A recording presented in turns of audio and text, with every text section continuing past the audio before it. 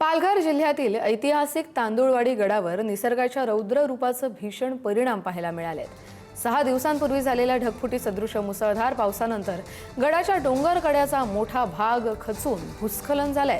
या दुर्घटनेत शेकडो झाडं उन्मळून पडली आहेत, तर गडाकडे जाणारी एक महत्त्वाची पायवाटही मातीच्या ढिगाऱ्याखाली गाडली गेली आहे. भूस्खलनामुळे गडाच्या नैसर्गिक सौंदर्याला मोठा फटका बसला असून ड्रोनमधून समोर आलेली ही दृश्य या गडाच्या नुकसानीची तीव्रता स्पष्टपणे दाखवतायत.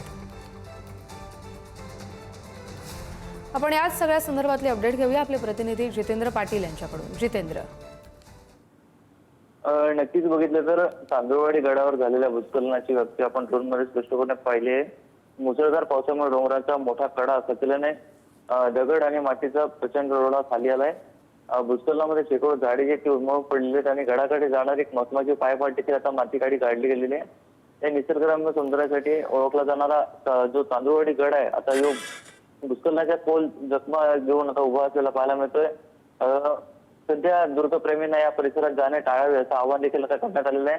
त्याचबरोबर शिरगाव समुद्र किनारी यंदाच्या पावसाने मोठं नुकसान केलेलं आहे.